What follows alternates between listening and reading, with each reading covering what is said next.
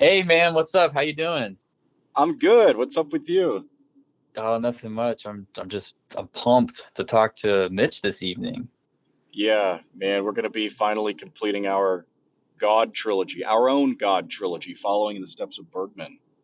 Yeah, it's gonna be a heavy episode. I've been catching up on the movie call podcast actually to prepare for Mitch. They're talking some like more modern movies. I think they're talking about some of the stuff that's coming out for like the Oscars and stuff. I'll be honest, there was a couple episodes I was missing there because I'm afraid they're gonna like casually spoil a movie I haven't seen yet, you know? I don't want someone telling me about a movie. I want to experience it for myself. No, I'm the same way. I mean, I'm like you. Don't worry about it. Hello, thank you for choosing Popeyes. How may I start your order today? Oh, hey, could I get a two-piece large combo meal with You want a that spicy or classic? oh, definitely spicy. And what would you like for your first side? You get two of them with a large combo. Hell yeah. I'll do the Cajun fries. Okay. And is the biscuit a side or does that just come with it? It comes with one biscuit, so it doesn't count as a side. Okay, that's fine. Let me do the mac and cheese then. All right. Anything else for you today? That's gonna be it. All right. If everything looks correct on your screen, sir, then you let it pull around to the window. Awesome. Thank you. I'll see you there. Thank you. Dude, are you at Popeyes right now? No? What was that? Wait, where's my wallet? Hey, how's it going? This is guys. Oh, damn, I'm sorry to hear that. This guy's at Popeyes. Oh, I was thinking while you were ordering your food, I was like, kind of tying it into our God trilogy, like wanting to experience a movie, without getting it like spoiled. I feel like I'm sort of like Paul on the road to Damascus. You know what I'm saying? Thank you very much. I'll do it over here. Thank you. Yeah, the road to Damascus. Yeah, the scales in the Yeah, eyes, that kind of the thing. scales from the eyes. Yeah, right, right. No, you're on a road right now, right? Because you're driving. Well, yeah, I'm driving, kind of. I'm sort of driving. I'm in my car, and the car is running. You know about Paul on the road to Damascus, right? Like he was Saul, and then he was like on his way to persecute the Christians, and he didn't believe in Jesus. But then, like Jesus appeared before Saul on the road to Damascus, and it blinded him, and it made him. He changed his name to Paul and became a Christian. You Yeah, know about that? and the scales fell from his eyes, right? Thank you very much. Gotta throw some drinks away. You ever have that problem?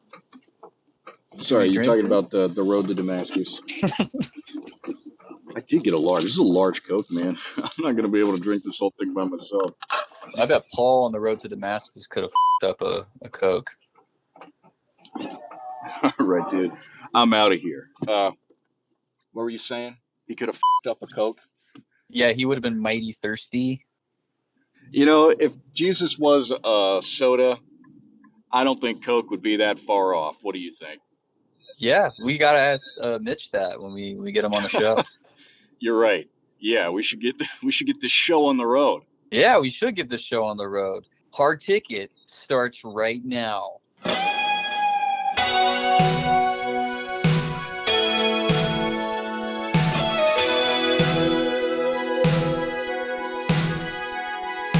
Going to the movies, gonna catch a double flick.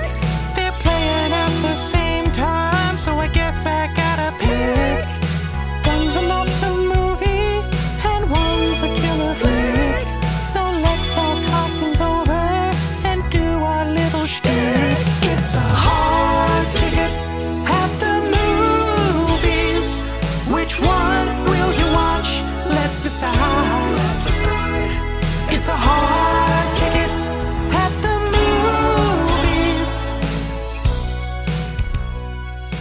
Hey, everybody, and welcome back to Hard Ticket, the show where we go to the movies expecting a double feature only to find that both movies are playing at the exact same time. So now we have a hard ticket to choose between the two. I'm Jeff Bogus. And I'm Tristan Moore. And we have a special guest from the Movie Call podcast joining us today. Hey guys, it's good to be here. Thanks for having me. I'm Mitch. Hi, Mitch. Thanks, Mitch. Can you tell us a little bit more about your podcast? Oh yeah, sure. And calling it a podcast is probably a little generous. We my co-host and I grew up together, and we've always had a shared love for movies. He was always curating offbeat movies for me when we were in school. I'd come to his house for a double or triple feature.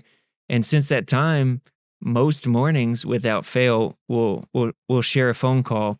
And we're not always talking about movies, but we're always filtering things through the language of movies. It helps us center our conversations.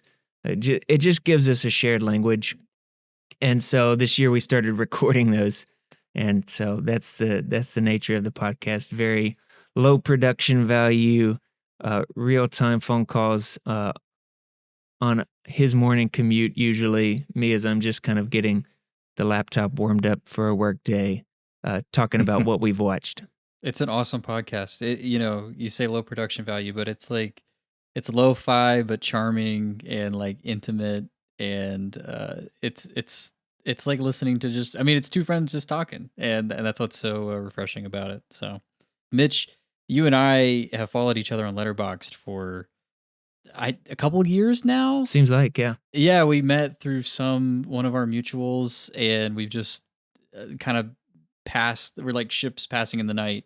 You've been on a podcast that I was a guest on. Watch this list, and here we are now. Finally, we both have our own podcasts, and we're doing this little crossover, and I'm super pumped for it. Me too.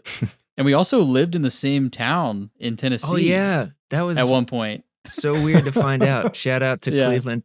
Miss you, love you. Shout out Cleveland, Tennessee. This is going to be a super fun and happy episode.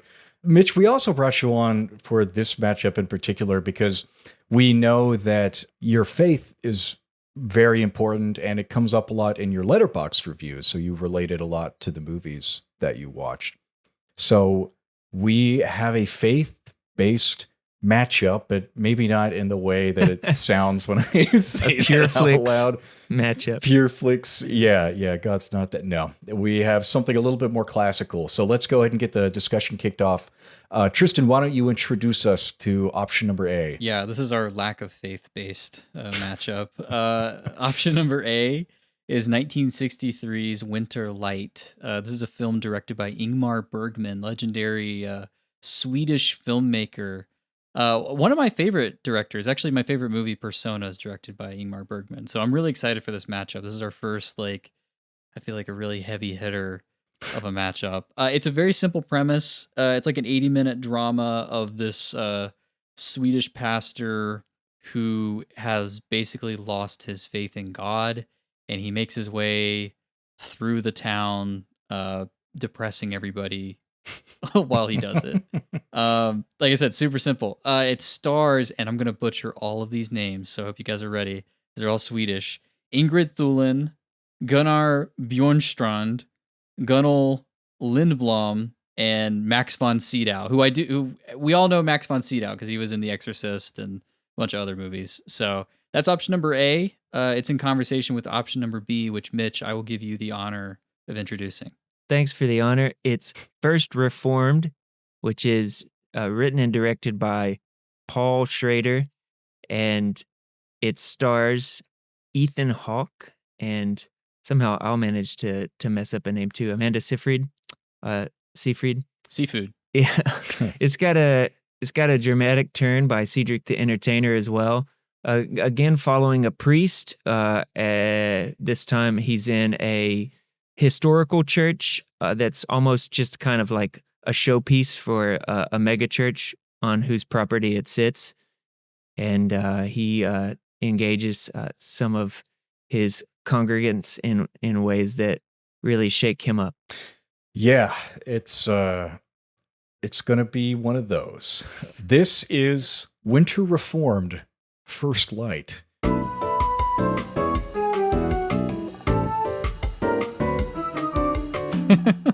That sounds like a Fast and Furious title. It does, honestly.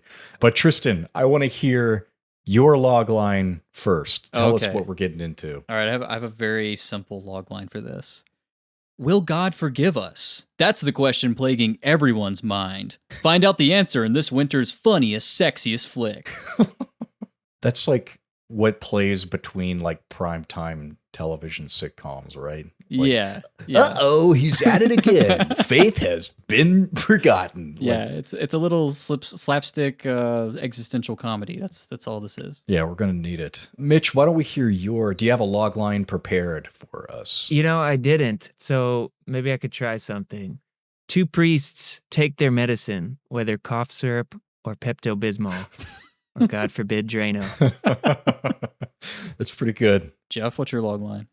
Okay, my log line here. A dour preacher struggling to maintain the relevance of the church and its teachings confronts a suicidal, world-weary parishioner who shakes his already fragile faith. Applicable across both movies. This was a first-time watch for me all around. I had not seen either of these movies beforehand. Watching them back to back, yeah, you can tell that Paul Schrader took a little bit more than just inspiration from Bergman here. Almost like the entire first act of First Reformed is like exactly like Winter Light, which I'm not saying is a bad thing either. I think there's always room for a story to be recontextualized in the contemporary world.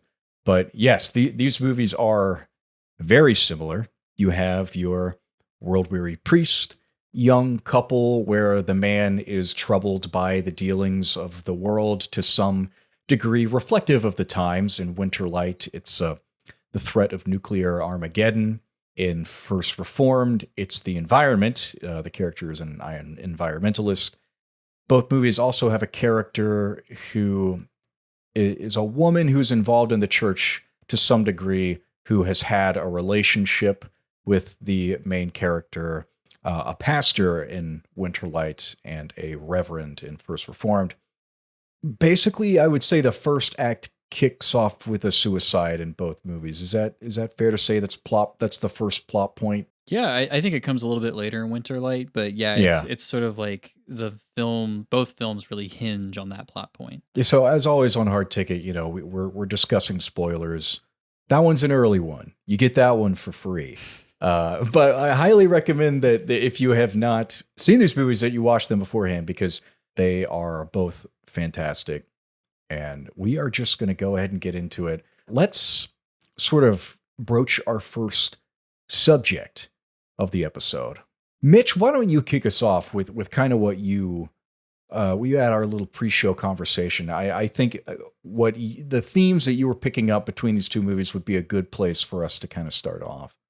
Yeah, sure. We had talked about how it seems like all theological roads, or should I say all theological arguments, somehow end up confronting the problem of evil. And every individual, people of faith, have to square evil and suffering with their faith.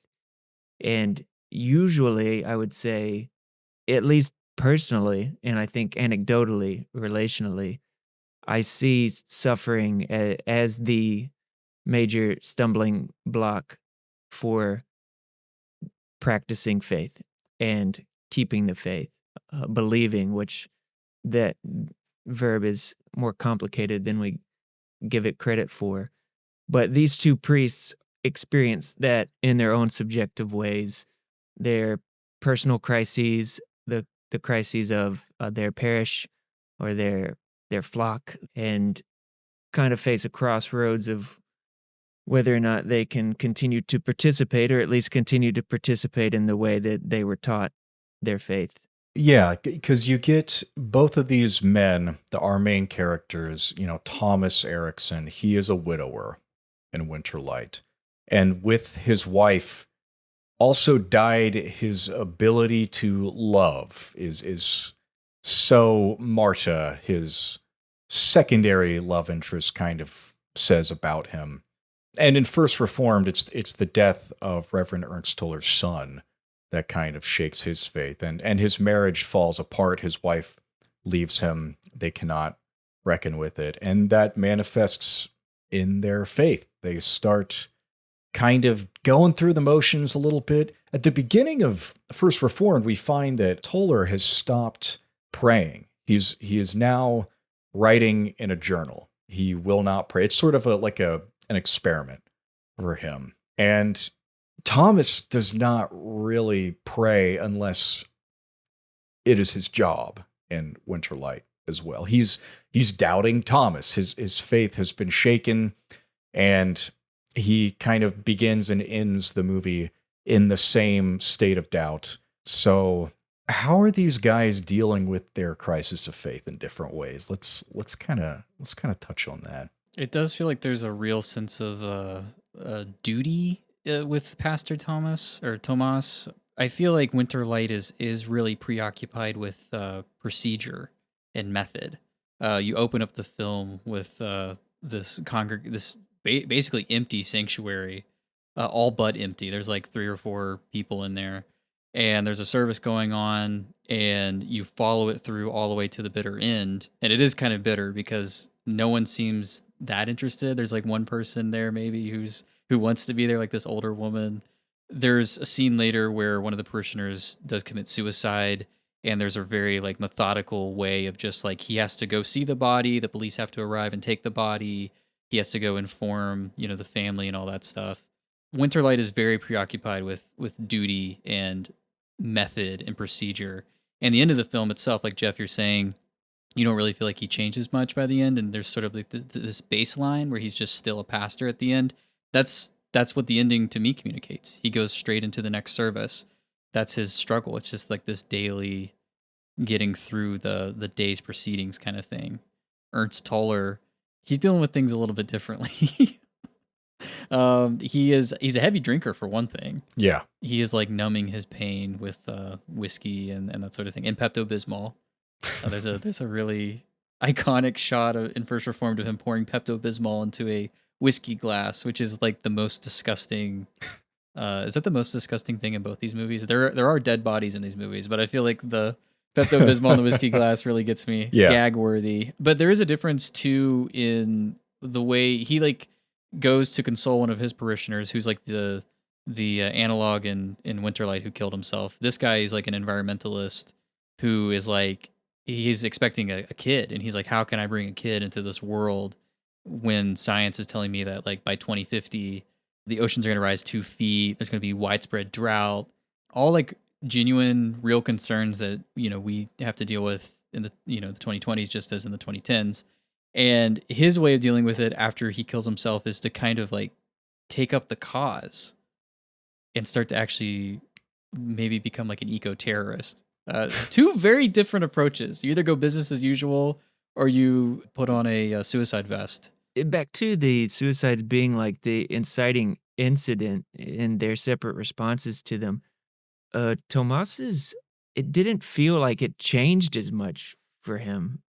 With Toller, it completely gave him a new vision for his life, or really seemed to, even as far as we can, visually see, like sent him over the edge more than the death of his son, which maybe he was just pushing down or ignoring. Yeah. But in Winterlight, retrospectively, just thinking about, it didn't really seem to change anything about what he was up to. I think where I see the similarities here is that both of these preachers, I think there's even a line in First Reformed that's talking about the hole in your life that can only be filled by Jesus, the love of Jesus, by the church. And it's one that like, that isn't working for either of these guys right now. Like, they have gone through the motions. Both of them are kind of going through the motions. You especially see how disillusioned Toller is with the church, because his church has like, they are actually like actively part of the problem. The cause that he takes on is being partially funded by the church that's like in bed with the energy company that's polluting. So where he's not finding meaning in the church, he kind of finds meaning in a cause that he takes up by a man who is spending a lot of time with his widow now. And it's that kind of thing versus Tomas, who's like, he doesn't, there's no meaning in the work that he's doing, and he can't, like, it doesn't even feel like he's looking for it exactly. He's like just kind of angry. He's like mad at God for being silent. Yeah, I kind of feel like Tomas kind of takes it upon himself to act as like a vengeful, wrathful person, like sort of mirroring his perception of God. Whereas, yeah, Toller, there's something in Toller that's like he talks about his pride a lot. There's maybe some vanity in the way that he takes up this project, in the way that he likes the way maybe Amanda, I almost called her seafood. The way Amanda Seyfried is like kind of like looking at him as like a potential partner in some ways. I think there's some vanity there. But even before that, the husband, he says it was exhilarating to be having this conversation with him. Yeah, he does get a rush out of like the back and forth, like why would you have a kid in this world that's going to end and everything. And you kind of find out in the course of that discussion that Toller's the thing hanging around his neck is that he like encouraged his son to join the military, and his son did, and then was killed in Iraq. So he feels he bears some responsibility for what happened to his son. It does, I think, mirror Michael's, who's the parishioner who eventually kills himself. It does mirror his anxiety about having a child in a very sickening way.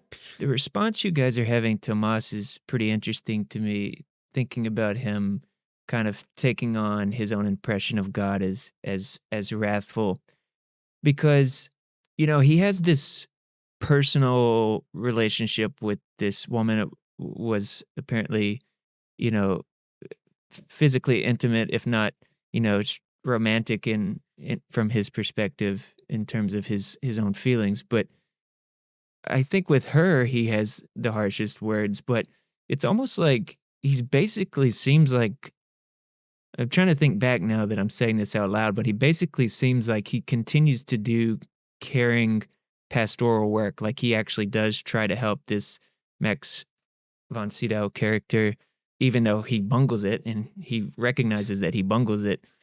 But he did try to talk to him, and he keeps going through the liturgies with his church, and he delivers the news to the newly widowed woman, and, you know, offers to read scripture with her. And you could say some of it too maybe is a little spiritless. You know, he's kind of just going through the motions a little bit, and that would go to the duty thing you're talking about, Tristan. But I think it's in some way, maybe just at the level at which I subjectively connected with him a little bit, was like he was intellectually and emotionally honest throughout, but then he would kind of go back, like even when he does the harshest words to Marta at the end of it, he's like, "Do you want to come with me?" Right. And so it seems like there's an extent you could think of like him going through the motions of liturgy and pastoral work as dishonest, but I think he tries to be square and then goes back to this to this structure as the only thing he could seemingly go back to. Yeah, I do think, he's falling back on his structure. I almost feel like, though, the merciful thing would be to cut Marta loose. Like not even to extend that invite. Tell her, be square with her. Be square with her that you find her disgusting. He tells her that he sees this ugliness Do you think in her. that was him trying to do that? Trying to send her off? And when he realized that she was still vice grip on him, that I think Tomas, he talks about God being like an echo God. He talks about like voicing his anxieties and his dread to this God and feeling like it's kind of bouncing back to him. I almost feel like he treats Marta the same way, where he's just doing it just to hear it, just to be vengeful. Like I don't know if he's doing it to be merciful. I feel like the actual cruel thing that he did at the end of that scene was being like, "Do you want to come with me?" Because he did recognize that she was still going to be bound to him regardless. Is there something, I don't know, Mitch, I'd love to hear your perspective on this. Like, is there something in Marta that is Christ-like, her like willingness to live for this guy, to sacrifice herself for this guy in some ways? Like, is there something, I don't know, noble in that, or do you feel like she needs to kind of like get a grip and like drop this guy, Yeah, I don't think she's they're trying to position her as a Christ figure. It's very interesting what they do with her. She says to live for someone else is so terribly difficult, and that feels like a very Christian idea, not only in living for God, but in putting others before yourself. And that's a complicated idea. But I think what they do with her is so interesting because they make her a person who doesn't share, at least officially, her position is that she doesn't share the faith. Yeah. She's kind of there for him or because it's her. But she even said she was raised by people who weren't of faith, and they were the best people she knew, and she found his faith to be, like neurotic. She just couldn't understand why he clinged to it. But then you do get a great scene at the end. Well, she tells a story of her own prayers, and then we actually see her pray at the end in ways that feel like a very vivid faith, even though she denies it with her words. I think the way that she prayed, she's atheistic, but she still prays, and she prays for Tomas, and she basically gets an answer that she is to live for him from God, or whatever she believes in. She receives an answer despite her beliefs. And one thing that I think that might posit is because Tomas is so frustrated at God's silence. I mean, that is what he says, God's silence. It's echoed at the end. And I think one of Bergman's original working titles for this was the communicators, or something like the interpreters. So the people who are interpreting God. And there are literally countless, endless, infinite ways you can interpret silence. And so that's how Marta interprets it, and that's how Tomas interprets it. He is frustrated by it. And there's an interesting parallel with what Toller is doing in First Reformed when he is taking the vow not to pray, because now he's just writing his thoughts down in a journal. He even has a quote where he says, "If only I could pray." He's saying that. I'm glad you went back to that. And she said, she doesn't say if only I could pray. She says if only I could believe. I'm glad you're going back to that because, in the beginning, does he take a vow not to pray, or does he say that he hasn't been able to pray? He says something like, I haven't been able to pray. And because I remember thinking to myself whether or not I could relate to that. And ultimately I thought that I couldn't.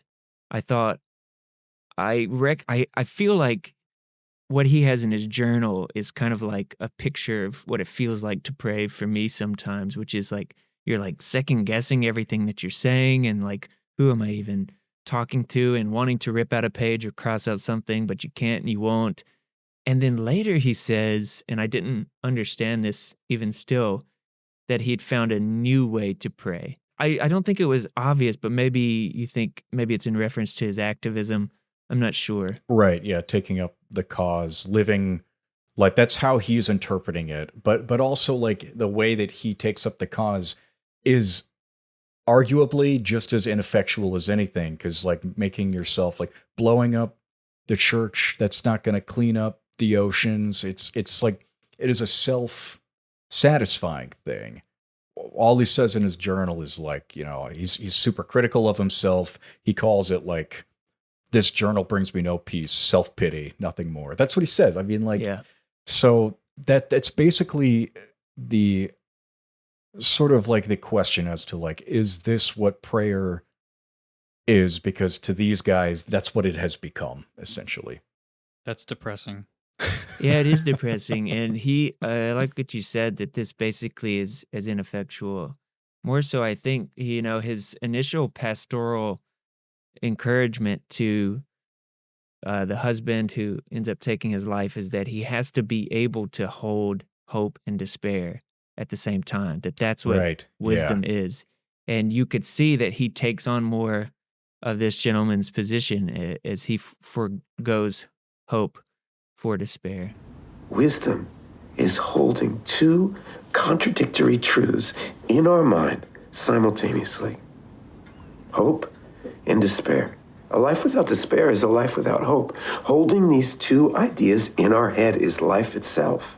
I want to kind of circle it back to Marta, because I'm going to move on to sort of our second kind of touch point here, which is the role that women take on in both of these movies. It is incredibly felt across the board. I don't know necessarily if Marta, to answer your question earlier, Tristan, if she is like meant to be in a Christ-like role, but she's definitely the emotional counterbalance to Tomas's indifference. He is stoic. He is like, Mitch, like you're saying, he is still going through all of these things that a pastor should be doing, trying to comfort the widow, addressing his congregation, but he's doing so with like the saddest look on his face and the most like detached, monotone tone. Whereas like Marta, by comparison, she seems incredibly emotional, but she's also just like, I think there's something here where men, especially of past generations, have not had the emotional intelligence that they have now, or they have the capacity to have now. And that's been like a masculine thing. Like you don't talk about feelings, that kind of thing. And the role that the women take on here, again, both the pastor and the reverend, their wives are out of the picture. They were, and they're gone, and now they're lost. And Toller latches on the second that he latches on to a woman who was godly in her relationship.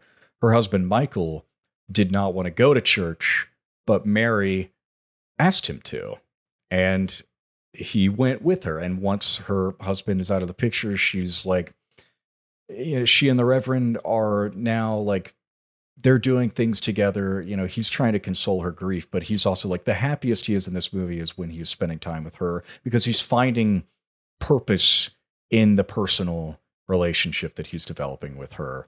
That does not happen in Winter Light whatsoever. Marta makes repeated advancements on Tomas, who isn't having it. And there's a Marta character in First Reformed. Her name is Esther, second wife after Vashti to the king of Persia. Maybe you've heard of him. And she feels so one-to-one with Marta, except she's on the periphery of Winterlight. Toller has a scene where he's like, I despise you. I don't want anything to do with you. You sicken me. Kind of comes at this side character a little bit harsh, in a way that Schrader kind of feels like he borrowed pretty directly. But at the same time, she takes a backseat to the Mary character. And you look at the role of women in the church, like for centuries, they could not be ordained. They could not hold positions of power.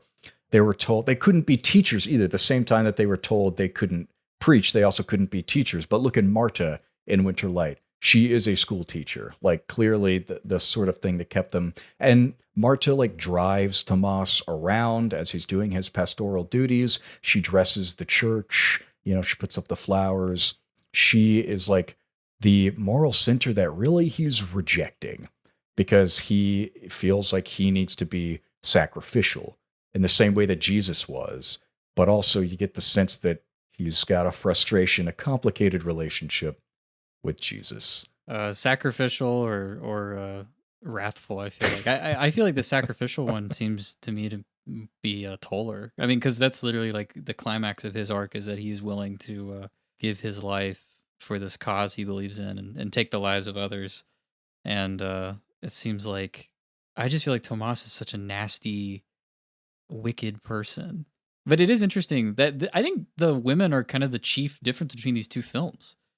Winter Light is just, what if Tomas decided to hit on what's his name, Jonas's bereaved wife after he committed suicide. It's just that premise, and then leave Marta on the back burner. That's the only thing that's switched around. That's the meaningful difference between these two films. So that I feel like to kind of dig into like what these things are doing differently, Jeff, you're on the right track. Like, how why is one so mean and one loves? Like, where's that coming from? It is. I do feel like maybe a big difference is Mary is pregnant. She's having a baby. She's like literally going to be Mother Mary. Maybe there's something there in Toller. He likes that. Well, yeah, and again, look at the role that the women are taking in the scenario. Both of them are widowed by husbands who ended their lives. Yeah. and left them to deal with the family themselves. And that's like, what kind of sacrifice is that? Like that's you're getting into sort of like the sinful, selfish like aspect of suicide that I think both of these movies kind of touch on a little bit because of the characters that commit the act. Yeah, I felt like Marta was so much a more developed character than Mary gets to be, though. I really, not even that it's necessarily a negative thing in the particular context of the movie, but Mary seems more symbolic. Yeah. She seems like more of a symbol of maybe hope or potential, especially with the ending. It's so fascinating to see the reaction to me. Toller is like leaps and bounds like a more like dangerous, like unstable, scary character. Like whereas Tomas is like he's obviously going through it and there's casualties, but I think of him, as a much more a sympathetic character, I guess.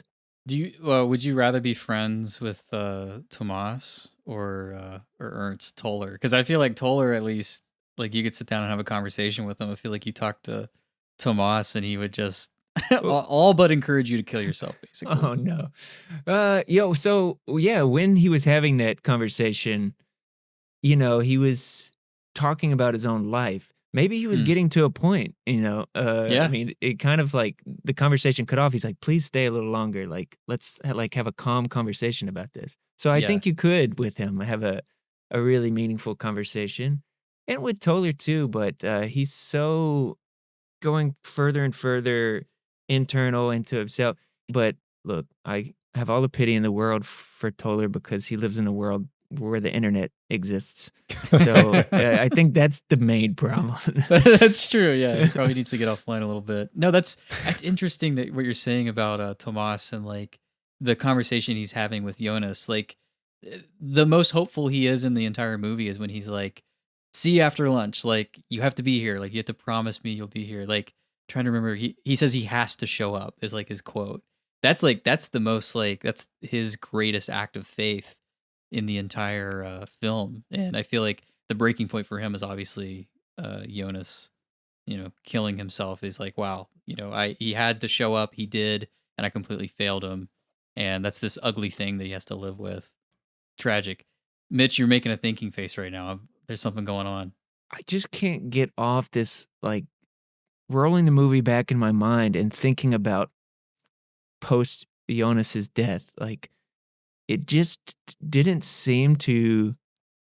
Maybe in this movie, that character is like the more symbolic, the character that's reduced to a symbol that he's talking to. Yeah. I don't know. It just seemed like afterwards things kind of went on. I mean, he did have that explosive conversation with Marta, but that seemed like it was around the bend anyway. She just delivered a pretty intense love note to him, and it's these movies both pay dividends. I feel like they just have endless rabbit trails you can follow and think about it with high symbolism that's almost like parables, but then also like lots of little details that are in nuance as well.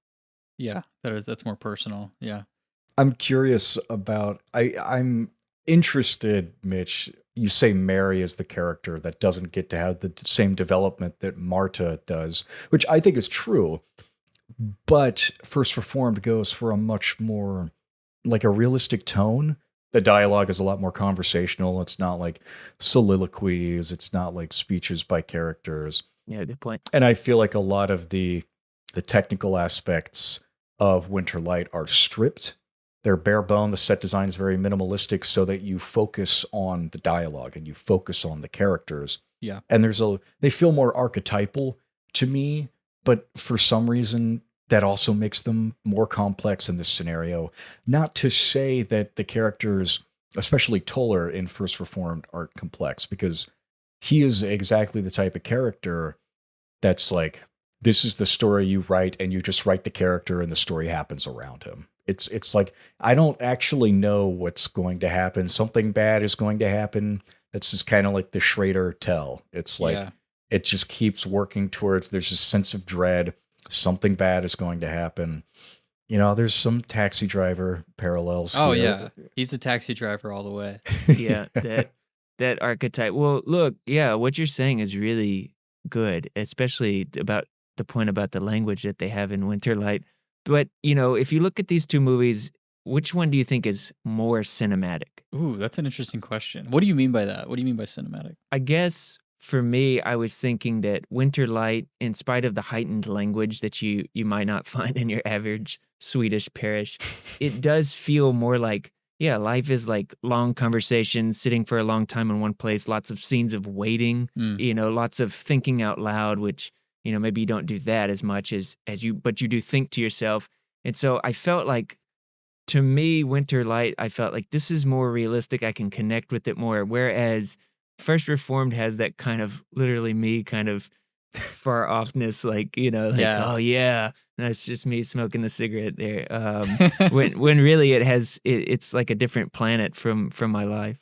Yeah, I think I agree with you. Winterlight is very I mean, it is theatrical, like theatrically staged. I think, you know, Bergman had experience in the theater and everything.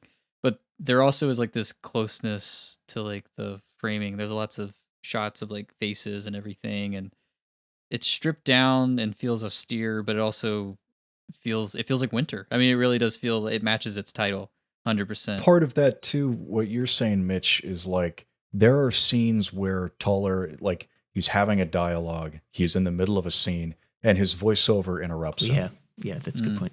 And when that happened, I was interested in what was happening, and he interrupts it. And to me, that's like it's a reminder that this is a character piece on Toller. Yet his character is like, I'm always wondering what he's going to do. And I don't know if I'm still kind of on the fence if I think that's a good thing or a bad thing. Well, there's also like surreal imagery in First Reformed too, that will take you out of the film a little bit and make you kind of like really aware. You're like, I watched First Reformed, I want to say like 7 or 8 years ago. The only things I remembered from it were the scene where him and Amanda Seyfried are like laying on the floor, and then they start like levitating, and there's like this like psychedelic like thing going on. And then also I remember the shot of him like silhouetted against like a very purple sky, which is like toward the end of the film. That like beautiful shot has been locked in my brain. I feel like David Ehrlich would use like all that for like his end of the year cuts that he would do, which I'm a big fan of. Yeah, he's a good writer. Yeah, I really enjoy him. So that's what leaps out in my mind if you're asking like realism versus like being pulled out of the film and everything. Like I see what you're saying, Jeff. Like I definitely kind of share some of those anxieties about Toller, where and also like the familiarity of him. Like he does feel like that taxi driver character, and I'm like, is this just Taxi Driver but like at a church? What if Travis Bickle was a preacher? Yeah, and then he did like 2 more of these movies that are like pretty much in this exact same vein. The Card Counter with Oscar Isaac, and then the Master Gardener with Joe Edgerton. Is this like basically like you could lay them on top of each other, like just like the same premise, kind of the same style and everything. But that's to me, it almost feels like a little dangerous. I mean, this is not a new thought, you know, with Taxi Driver or anything else, where it's just like, this is kind of a cool life, you know, this monastic life in your little, and you just kind of drink and write and make your own rules, and just like you against the world kind of character. There's something about it that's attractive in a bad way or something. I felt like I was Jacob wrestling all night long with the angel, fighting in the grasp. Every sentence, every question, every response, a mortal struggle. It was exhilarating. Let's talk about sacrifice. Okay. And how both these movies handle it. Because I already kind of alluded earlier, Toller's taking on the fight does not solve anything, you know, but he has this idea, and sacrifice is integral to the Christian faith. Like Jesus made the ultimate sacrifice. He died for our sins. And so you have this idea that sacrifice is good. If you are sacrificing, you know, what's the quote? Like suffering builds character, like that kind of thing. But I think with the character of Mary, she does represent that hope. She does represent a life worth living for something, for not dying for it, but living for it. And I think there's an interesting parallel between the pastors and the man that they could not help, the man who commits suicide. The pastors have had personal loss.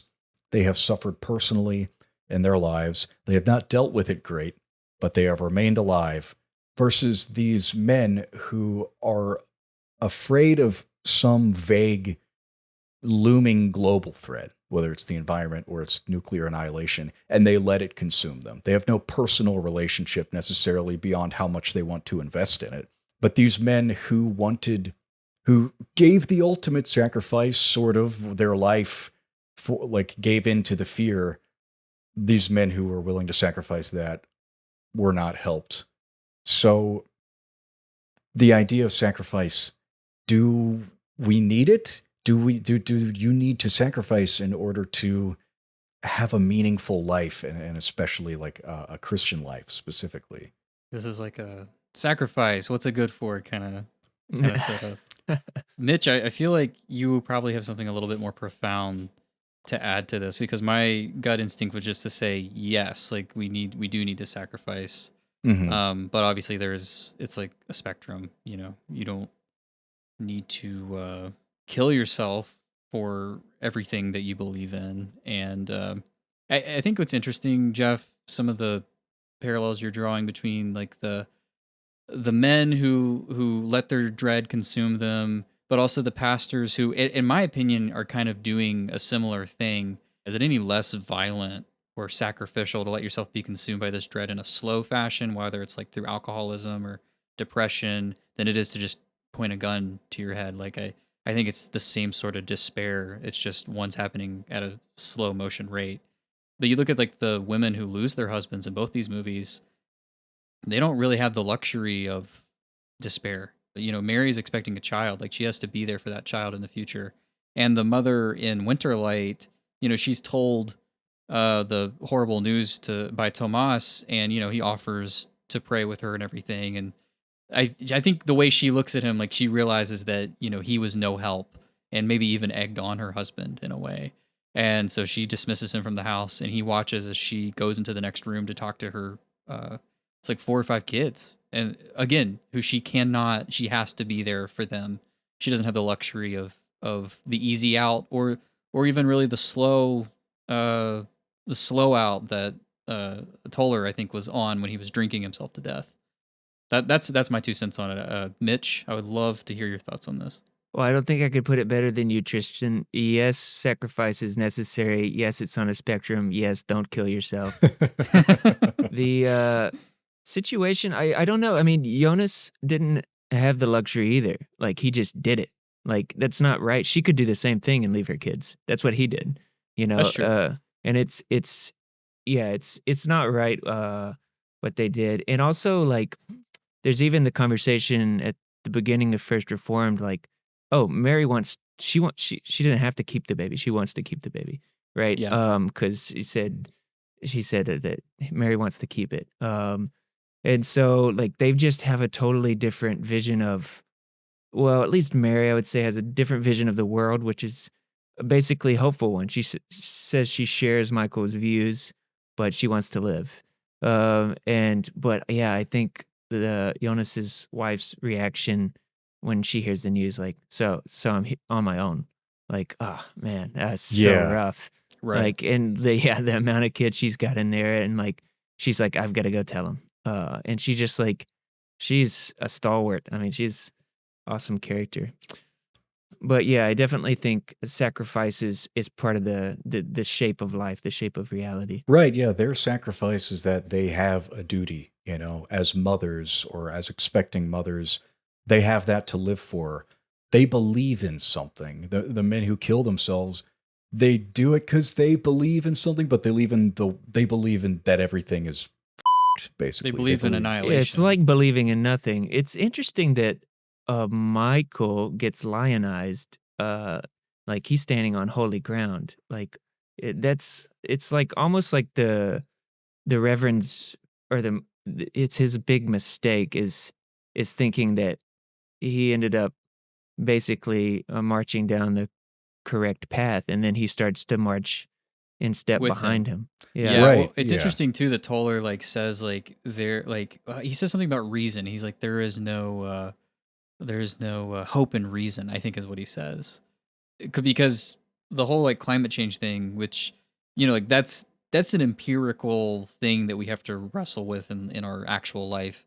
The predictions we can't know for certain, but we can have a degree of certainty. So I think it is a little bit different than like the threat of nuclear warfare. Yeah, he doesn't have a cause. Yeah, there's no. It's just like that's just pure despair.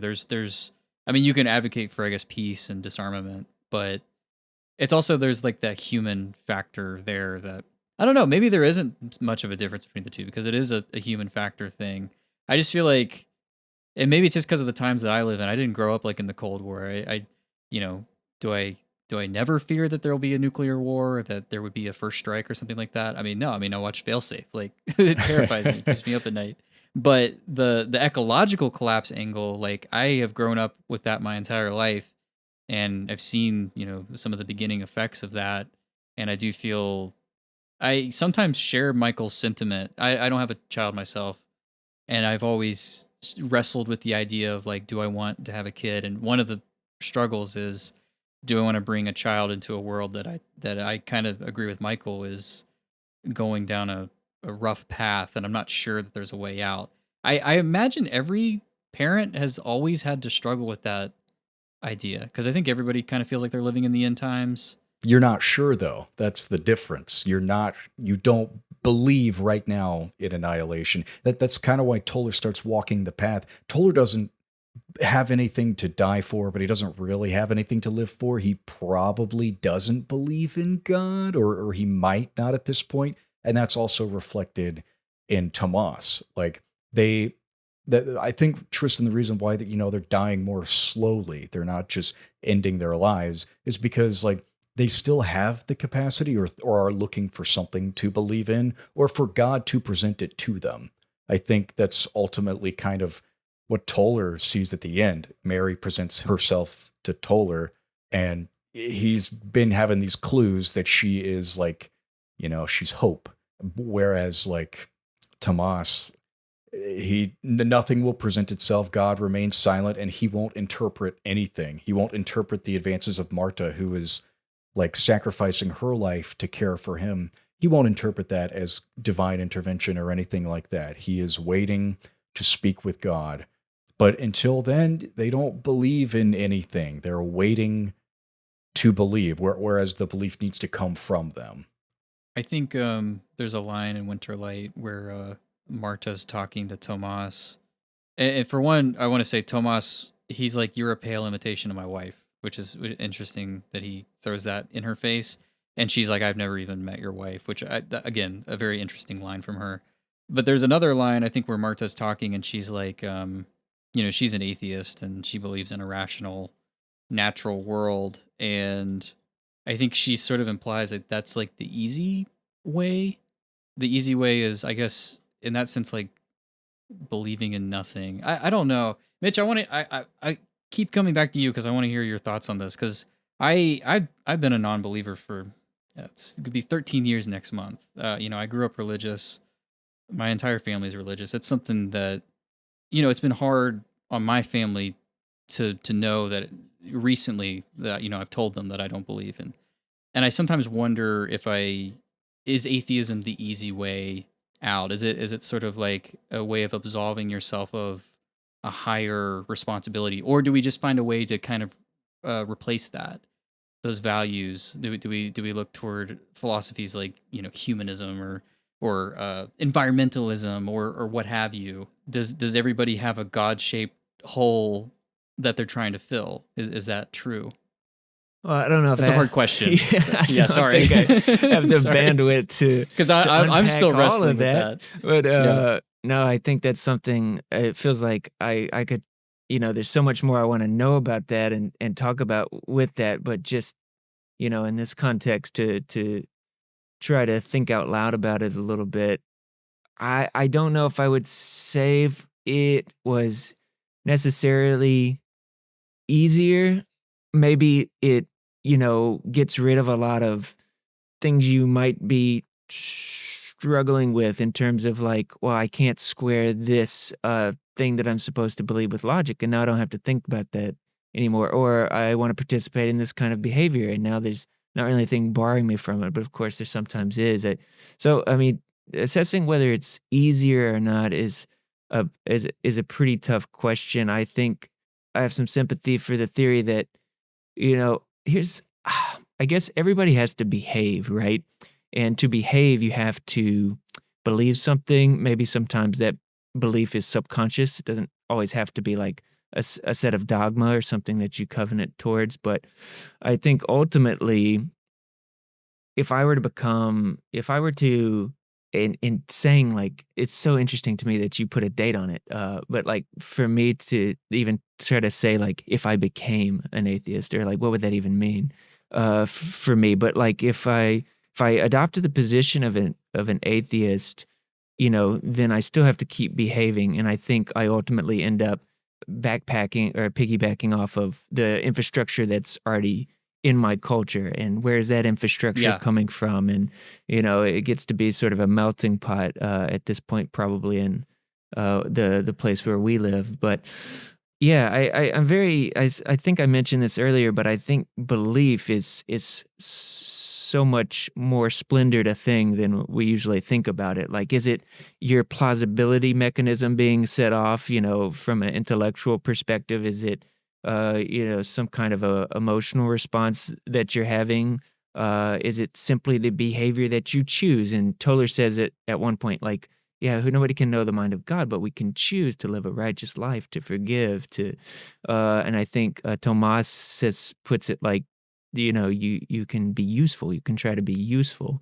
And like, maybe that's more like what belief is than some kind of math equation that we're able to square on paper and show our work with. Maybe, it is caught up in the behavior. If faith is, what do they say, the evidence of things hoped for, and if faith without works is somehow dead, then the works that we do, the behaviors that we participate in, that's the evidence, and that's like somehow the faith.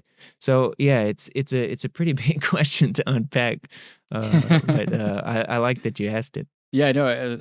I love that you answered it. 'Cause I thought it was great. That's a great answer. I was just thinking about like the character of Martha and like what seems like such a sad existence, but also like one that's sort of self-imposed. I guess all existence is self-imposed, though. At the end of the day, I mean, that's what these two films are.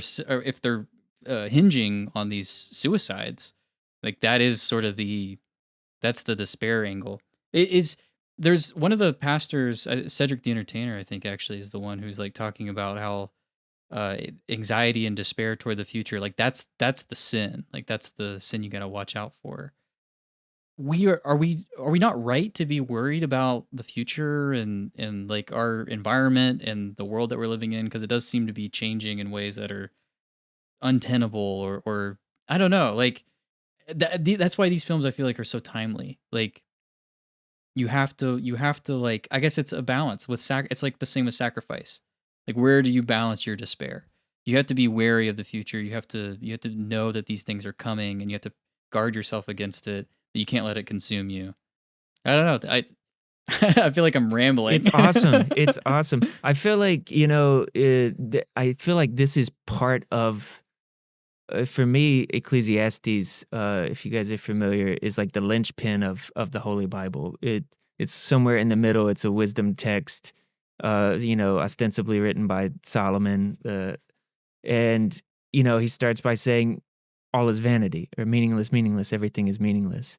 And it's like, it's right there. It's like, yeah, like that's the only intellectually honest position that you can come to if you actually crunch the numbers. And not everybody does. I think you get some parishioners in Tomas's church and you're like, they're not doing this math. And, that's good, like to some extent, that they haven't like taken the apple, they don't have this meta perspective. Yeah. And it's probably helpful. It probably helps them to just get to work.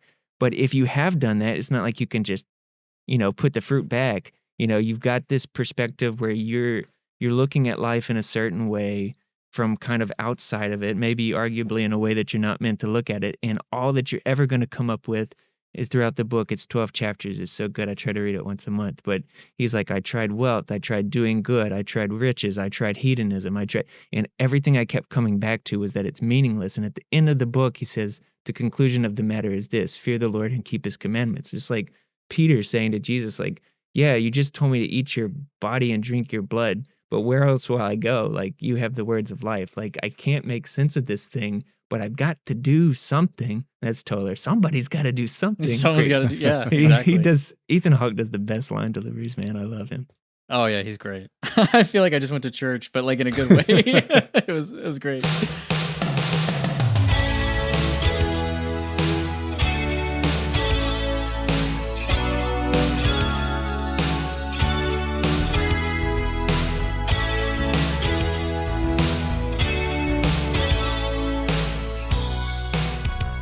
What an action-packed and dramatic episode. An absolute fire, another one here on Hard Ticket Podcast.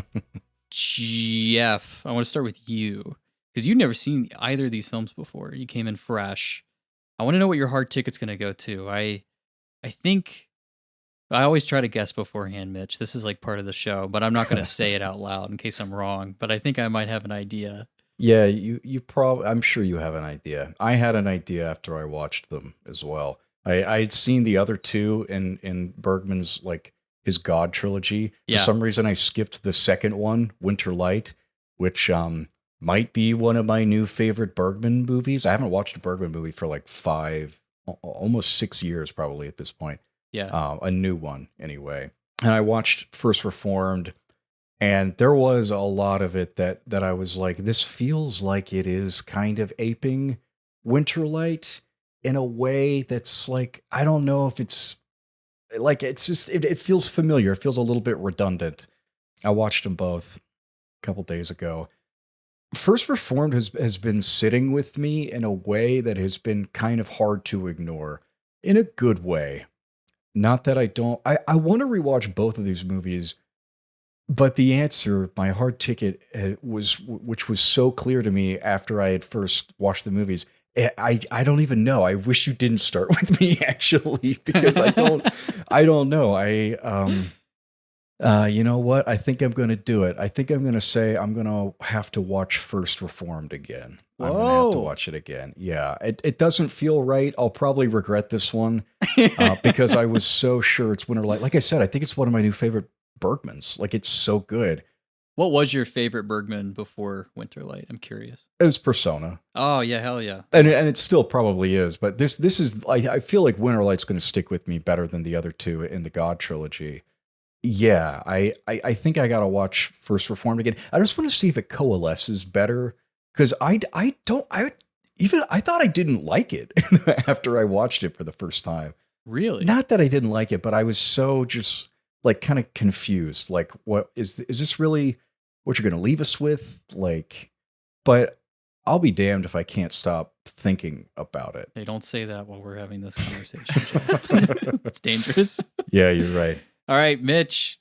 Mitch, it's your first hard ticket. I have zero clue what you're going to pick, actually. And Jeff picked the one that I didn't think he was going to pick. So knew it. I will admit my my wrongness. So I'm just all cards on the table. Mitch, I want to know what your hard ticket goes to. But that's the magic of a hard ticket. And this one is really hard. That's what's fun about it. It's cool to watch Jeff just wrestling with it. But, sometimes I imagine you guys get one and, at the end of it, you're like, this is not a hard ticket for me. And sometimes when I listen, I'm like, oh yeah, this is easy for me. Yeah, this one to me is actually a hard ticket. Facing the two auditoriums in the theater, I'm struggling which ticket to buy.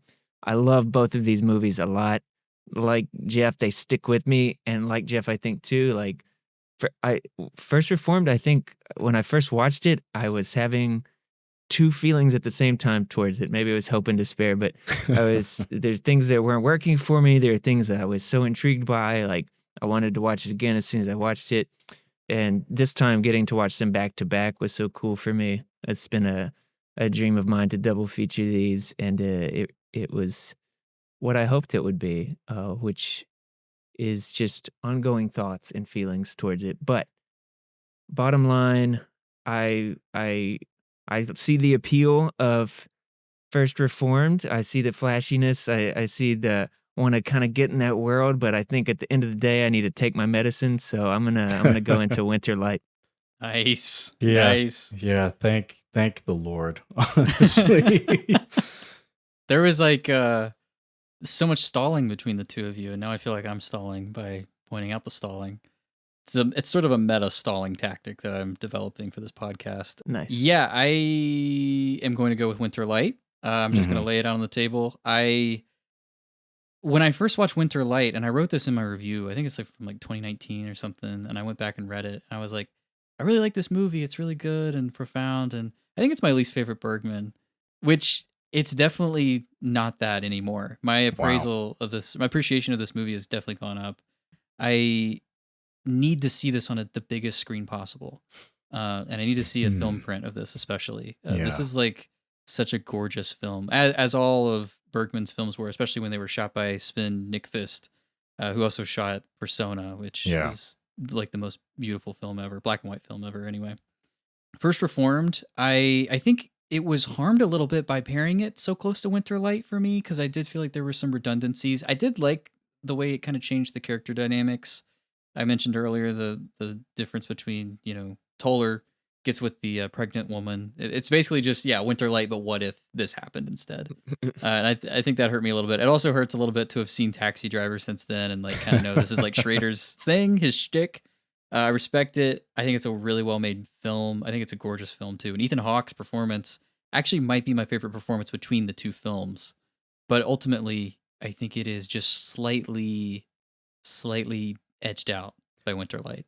I got to give that superlative to Ingrid Thulin as Marta in A Winter Light. I like I said, First Reformed, like the first act is like Winter Light, but then by the third act, it is a completely different movie. I do think Winter Light, I think it's just like objectively a better film, and I think you could say that about almost any Ingmar Bergman movie. Is like they're just objectively like some of the best movies ever. Like I said, I do want to rewatch both of these. Yeah, you don't want to we don't want to like spoil future episodes. We do have two other Bergman pairings in our list, which Mitch, I don't know if we told you about this, but one of them is The Seventh Seal versus Final Destination, which is probably a total blowout, but also I think it'll be a really funny conversation. And then we have Persona versus Mulholland Drive, which I think will be really. Those are literally my top two favorite films. So that's going to be the hardest decision for me. Yeah, that's the hardest ticket. That'll be like the finale, basically. Yeah, why is this hard? Because what, were you going to go watch a woman look at us for 10 minutes talking about her rash? This shouldn't be hard. Let's go see Ethan Hawke movie. Come on. What a monologue. Yeah, it was really good. That is going to do it for us on this episode of Hard Ticket. Mitch, thank you so much for joining us this week. Thank you, guys. This has been so much fun. Why don't you tell people one more time where people can find the Movie Call podcast? Yeah, sure. The Movie Call podcast is only on YouTube. It's just a total podunk operation, but we would love to have you swing by and listen to us talk. Yes, definitely. Check it out. They're short episodes, and you really get to feel like you can develop a true parasocial relationship. You feel like you're in the car with Sam while he orders Dunkin' Donuts. Shout out Sam. Shout out Sam. Shout out Sam. Love you, Sam. You can follow the podcast on Instagram and Blue Sky at Hard Ticket Pod, all lowercase, all one word. You can follow me on Letterboxd at Jeff Blogus, all lowercase, all one word. Tristan. I love the way you say you can follow me on. I say it the same exact way every single time. I know. I say mine the same way too. You can follow me on Letterboxd at Tristan M. You can follow me on Instagram at Tristan_less. Email the podcast, hardticketpodcast@gmail.com. We have a Discord. Mitch is in there. You want to talk to Mitch? join the Discord. See you guys there. Come on by. Yeah, we got lots of fun custom. What are they, like reaction stickers, Jeff? That Joey made. Yes. Former podcast guest, the Star Wars expert. He made like David Lynch reactions and Alfred Hitchcock reactions and all kinds of stuff. So yeah, we're having a lot of fun doing this, doing our little operation here. Yeah, exactly. Thank you, Jared Tadlock, for designing our brand elements, keeping our podcast looking fresh. Thank you, Aaron Griffin, for mixing and mastering our theme song, sung by yours truly in a truly awful falsetto. Next week, you're going to want to stick around because we have a Valentine's Day special. Some might call them The Couple, we're going to be covering Priscilla and Elvis, two polar opposite movies about two people side by side in history. So you don't want to miss that one. We're looking forward to it. But until then, we will see you guys at the movies. Amen. Amen. Amen.